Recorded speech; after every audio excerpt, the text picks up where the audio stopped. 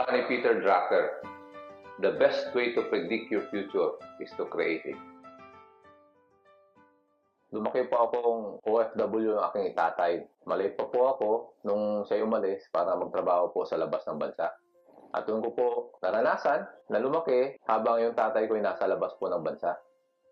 Yung nanay ko po, siya lang po nag-aalaga sa amin. Habang lumalaki kami, magkakapatid, wala yung tatay ko. Dahil po sa kahirapan, umalis po yung tatay ko. At yun po, nalaman ko po na pag ako po ay mag-aasawa at magkakaroon ng pamilya, sisikapin ko po, gagawin ko po yung lahat na mabigyan ng oras ang aking mga anak at aking asawa.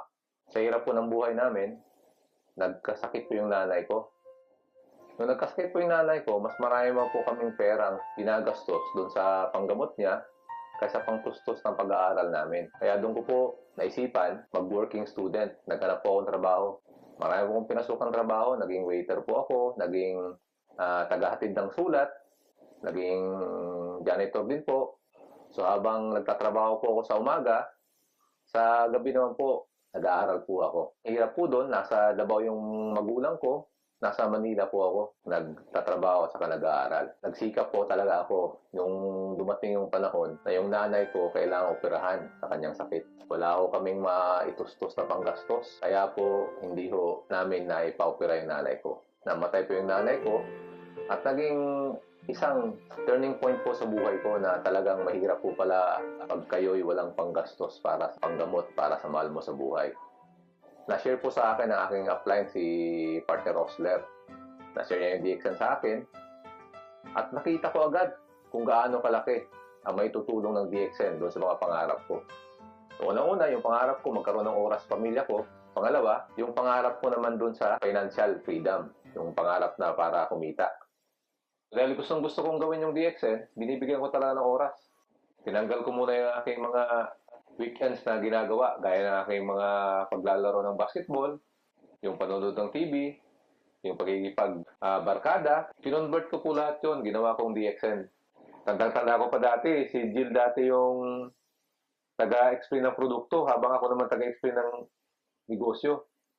Nung kaming dalawa, nagsasalita, nakikita ng mga kasama namin na talagang kaming dalawa nagsusumikap para sa mga anak namin. Umabot po kami ng ibang lugar, dala-dala yung produkto.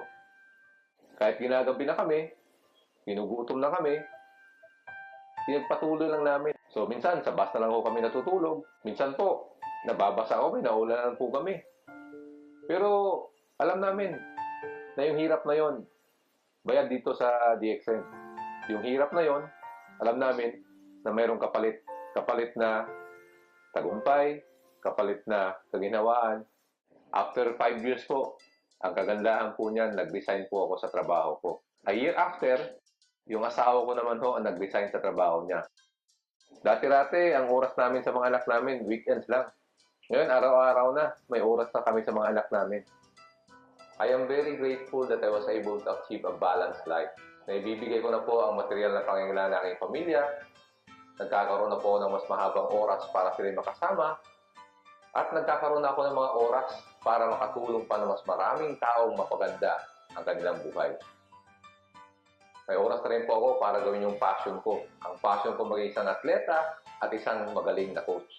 Hindi po ako natatapos mangarap. Pag nabot ko na isang pangarap ko, pinapalitan ko po ito ng mas malaki pang pangarap. I'm not sure what lies ahead, but one thing is for sure, I will break through.